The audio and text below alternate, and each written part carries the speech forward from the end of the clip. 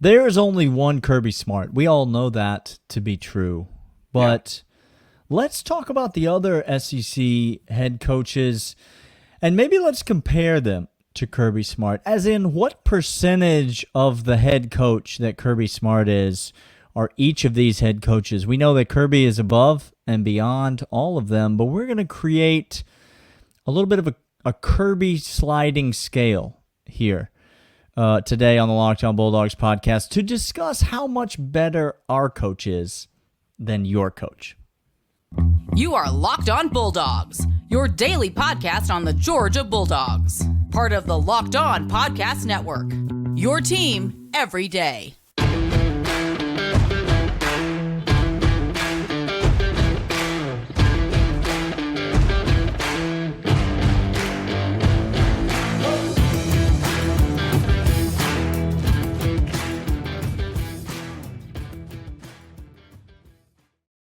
Welcome back. This is Locked On Bulldogs, part of the Locked On Podcast Network, your team every day. And Daniel and I are back today like we are every day, cover the Bulldogs, talking about Kirby Smart and him being the cream of the crop and everyone else being second fiddle, third fiddle, all the way down to, is there a 12th fiddle? I don't know. There's a 14th fiddle in the SEC. And we're going to get to him how today. Many times in a band they have fiddles, you know? In Nashville here, they can go deep. They can go deep.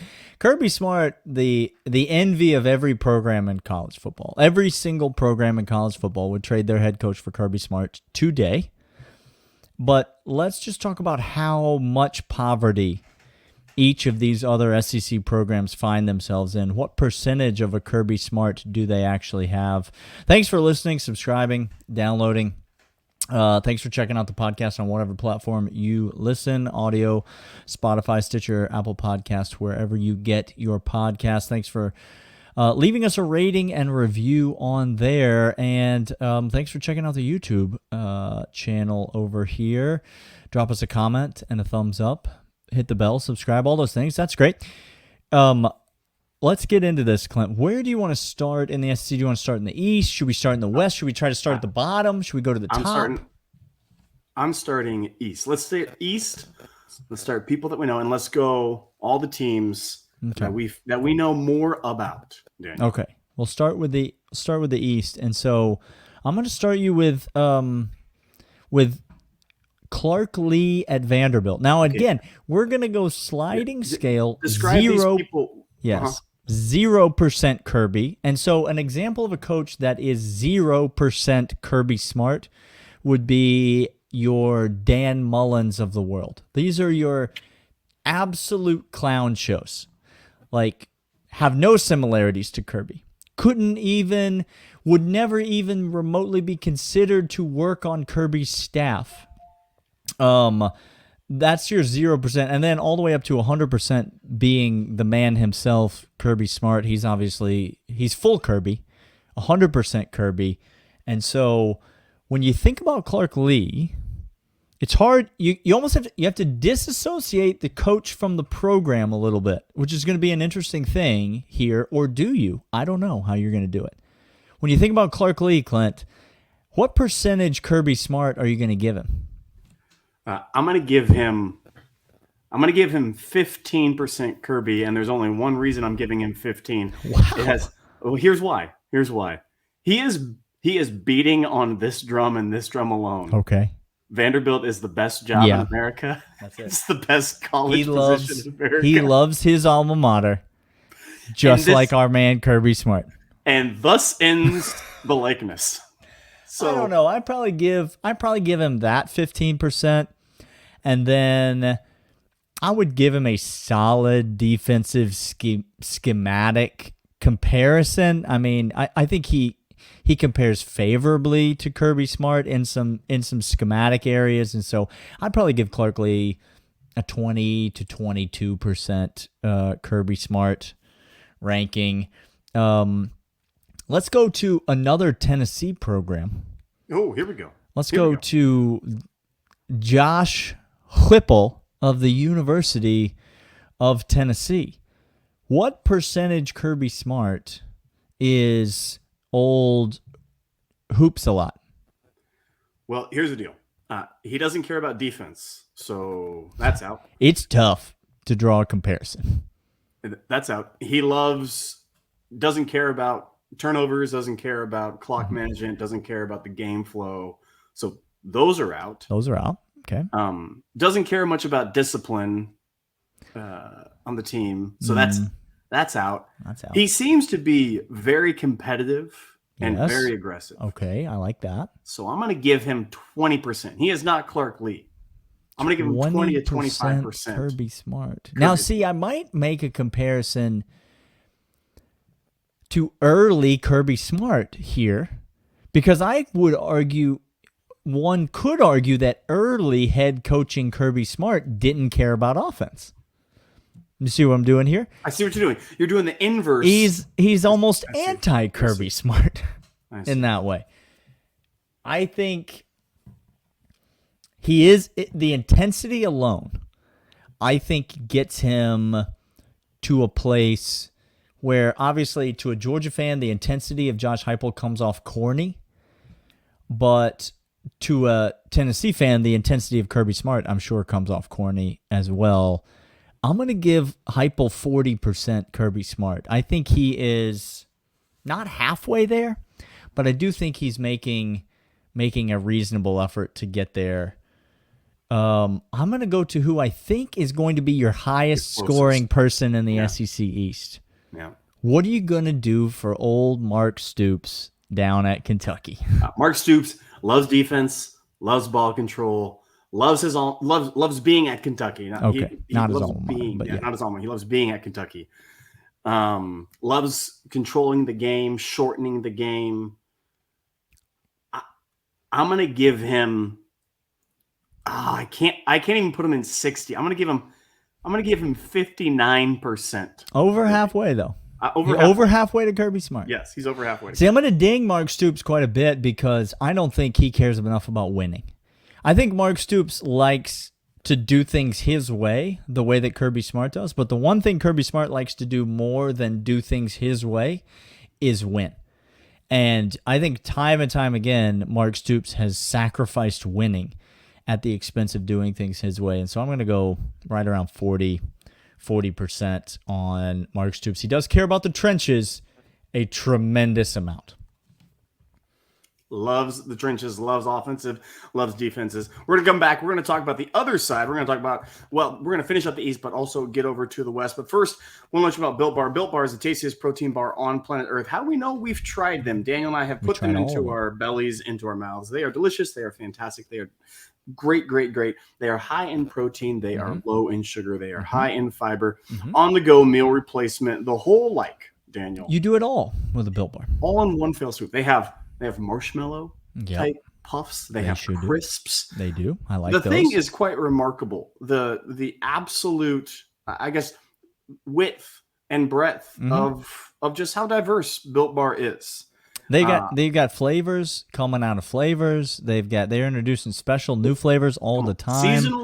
Seasonal flavors come out around Christmas. You can get them at Sam's Club. I don't know if you got that. Yeah. Daniel. Oh, no. Get on over to the Sam's Club. You pick up some Built Bar, or you just go to Built.com. There it is. Enter the promo code LOCKEDON15, and you get 15% off your first order there at Built.com. Buy a box, buy a case. Built Bar is the tastiest protein bar on planet Earth. Daniel, we got the rest of the East to deal with right now. Let's go Eli Drinkovitz, Clint, and I dare you to name a number over 10%.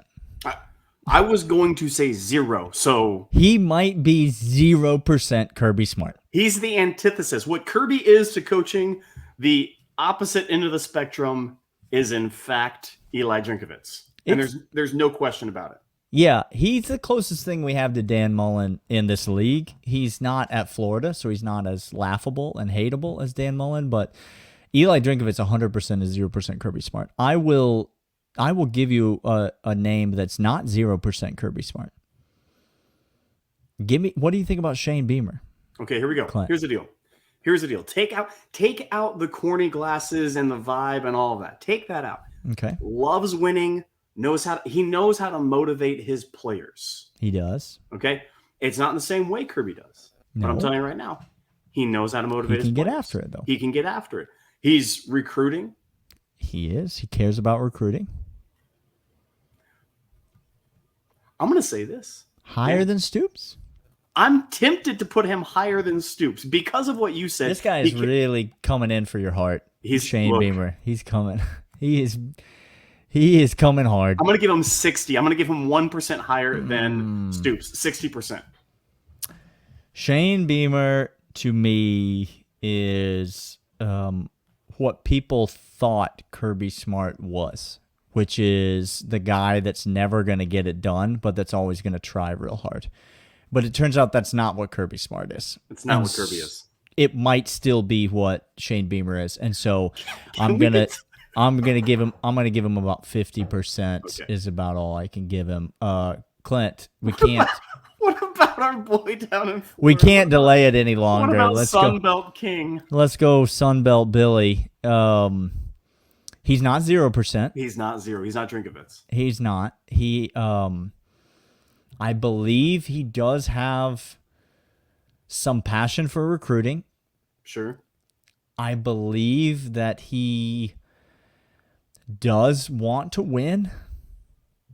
I don't know that I've seen a ton of on-field coaching prowess. I just haven't seen the teams really do very much no for execution me. of X's and O's. I mean, we're talking about a first round, a number 1 overall pick. We're going to, by the way, come back tomorrow. We talking about Anthony Richardson because it's a joke. It's a legitimate joke. We're going to go ahead and talk about that. Billy Napier, I give 8% Kirby Smart. I think he's 8% Kirby. I was going to give him 5, so you were more generous than me. He does not share likeness. He has the Venn diagram of him and Dan Mullen is like a solar eclipse. They just turn it into one over there. Daniel, let's flip over to the other side. Let's flip to the west. Okay. Let's go Sam Pittman, former Kirby assistant, now turned head coach. The Kirby coaching tree is vast. I'm not sure if you know this, but Kirby's never lost to a former assistant coach. But I mean, no coach worth anything has ever lost to a former assistant coach, so it's not that unheard of. Sam Pittman, former Kirby Smart staff member, and yet I'm going to give him like 35% Kirby. I just don't really know that I think Sam Pittman's got all that much Kirby in him. Your thoughts, and also your thoughts on whoever you want to talk about next. Look, Sam Pittman, good story. Love him. Barbecue up, all that good stuff. But I'm telling you right now, I think 35 might be a little too generous. I was going to give him 25 to 30%. I'll give him 30% to join you up on that because, I just don't see it for Sam. And I think tough times are coming for Arkansas, by the way. You might be looking for a new head coach here pretty soon. I'm going to go now to A&M. I'm going to Jimbo. We hitting some big fish. We're going to get to the biggest fish here soon, but I'm going to go to Jimbo. And here's the things that he shares with Kirby. He shares somewhat of a coaching tree lineage. He shares somewhat of a historical approach on how to take football. He's got a very archaic system, and people talk about Kirby being back in the Stone Age. He's not at all. But the thing that Jimbo doesn't have, Jimbo does not have the pizzazz. We're talking about Jimbo Fisher, by the way. Old Jimbo. I give him like a 99%. I mean, he's basically Kirby Smart. I was just talking about how people want to say, again, much like what people thought Kirby was going to be in Shane Beamer, Jimbo is kind of what people want to claim Kirby was before he came out, outdated, antiquated, all that stuff. It's not the case at all. No, but Jimbo is that. But Jimbo is that. I'm giving Jimbo 35% Kirby, just because he has some of the same coaching tree. He does coach in the SEC. He holds a national championship. There are some similarities, like, you know, walks like a duck, talks like a duck. It's a duck. Sure, but not a duck. The DNA is not a duck. Let me tell you this right now. Not a duck. Not even a turducken. Like, not even some sort of weird hybrid duck. No. All right, we got a few more, kind of throwaway programs to get to that I think we can get to in the third segment. And so we'll talk about all of the rest of the SEC coaches right after this. All right, Clint, there's some interesting ones here. Let's go Hugh Freeze first.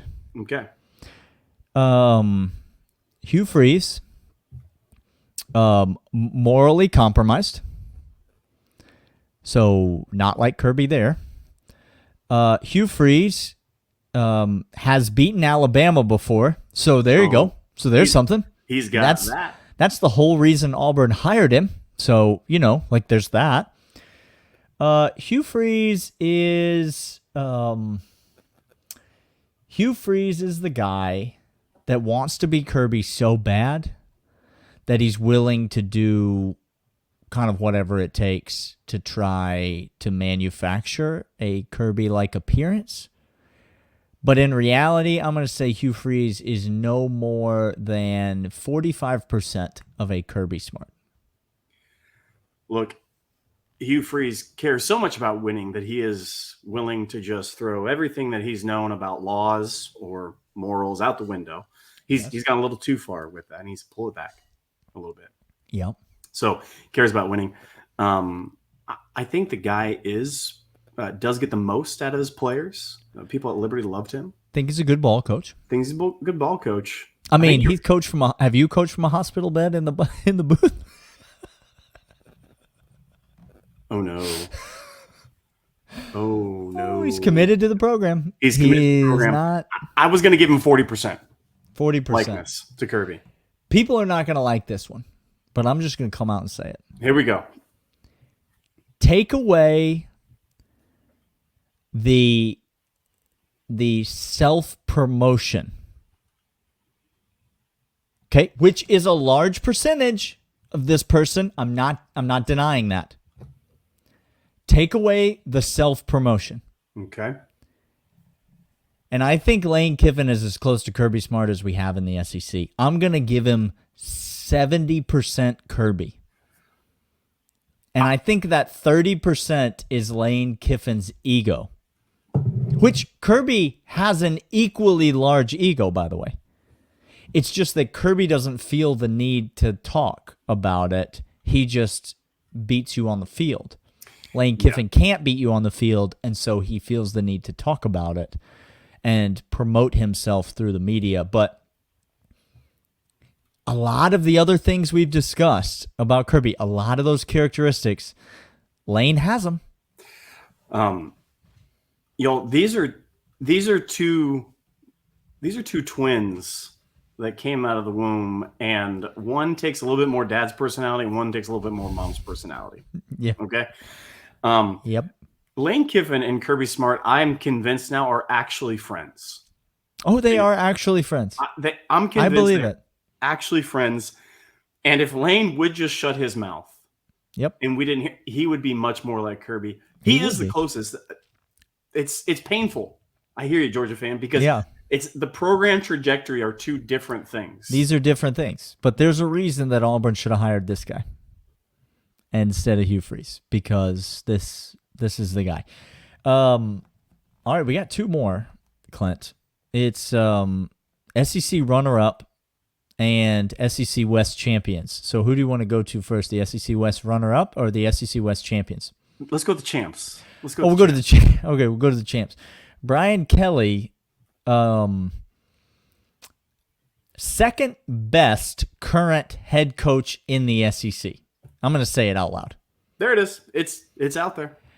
Second best current head coach in the SEC. That being said, that's not what we're doing right now. Brian Kelly is maybe 22% Kirby Smart. He is very low on the spectrum of 0 to Kirby Smart. There's not a lot of similarities in the way these guys go about their business. There's not a lot of similarities in the way they conduct themselves on the sidelines. There's not a lot of similarities in the types of programs that they typically field. And so while they are both very successful, proven head coaches at the highest level of college football. They are different. Brian Kelly is no Kirby Smart. Nope. I actually think the Venn diagram of these two don't line up that much at all. And this is the opposite of Sunbelt King Billy Napier. Mm-hmm. This is a totally different reason. I'm going to put it at 25% just because of culture and winning, but everything else is not there. This is a tough one because you're dealing with Nick Saban, the man that Kirby Smart made. You understand? Like, I mean, I understand. Without Kirby Smart, the people understand though. Without Kirby Smart, how many championships did Nick really win? I don't know. Without Nick, Kirby's already won 2. Okay, so hold on. Now, without Kirby, how many championships does Nick Saban really have to his credit? I think smart people surround themselves with better people. Daniel, that's right. That is correct. That is correct. I'm going to say that Nick Saban is 100% Kirby Smart, but Kirby Smart 50 years from now. He's 100% who Kirby Smart will be 50 years into the future. So that's what I'm going to give Nick Saban. 100%. I don't know what the heck that. Can we just call Nick Saban old? Like he's very old. He's very I old. believe Kirby will turn into that though. That's what I'm trying to say. That's who I believe Kirby Smart will turn into. Just a geriatric patient who's at the basketball team facility doing the wave. Who hires really bad coordinators. I did the research. So that's eventually, Georgia fans, that's what we're going to get. Well, one is in ascent and one is in descent. So that's a dissimilarity there. That's a dissimilarity. Yeah, one is tough. Young and vibrant, and the other is wondering. Just is pining for retirement or death. The other can't. One hates when the camera is on him and wants to get to the locker room. Oh, Lord. The other is making bedroom eyes with the camera all the time. That's my favorite thing about Nick Saban. Watching him do that. Just halftime interview where he just cannot get away. He looks over here, get his eyes off that camera. Then he just kind of pulls the microphone in. Let me get into frame here. You're right. There's similarities, but there's definitely some similarities. Yeah. What you see in Nick Saban, a guy who might one day grow into a Kirby Smart. That's what we forgot. Did we leave somebody out? We did, Daniel. Oh, Mississippi State. Old new cat at Mississippi State. Old Zach Arnett. Is that his name? Zach Arnett. I'm actually going to give Zach Arnett like 60% Kirby Smart. He has zero.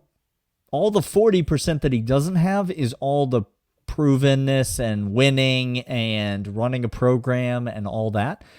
But if you just were to point me at an SEC head coach that reminds me in his look and demeanor and the way he's going to patrol the sidelines, and I think this guy has a lot of Kirby Smart in him.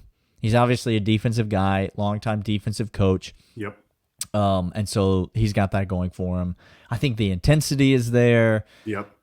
It's everything except has been a head coach before and has won. So that's it. That's all we're waiting for. Yep.